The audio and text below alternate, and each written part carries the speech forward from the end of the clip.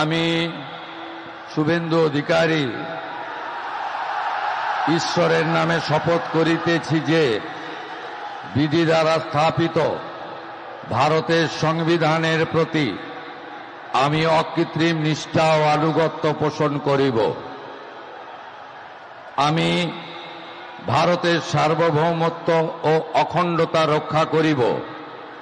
পশ্চিমবঙ্গ রাজ্যের মুখ্যমন্ত্রী রূপে আমার কর্তব্যসমূহ নিষ্ঠাপূর্বক এবং বিবেকসম্মতভাবে নির্বাহ করিব এবং ভয় বা পক্ষপাত, প্রীতি বা বিদ্বেষ রহিত হইয়া সকল শ্রেণীর জনগণের প্রতি সংবিধান ও বিধি অনুসারে ন্যায় আচরণ করিব।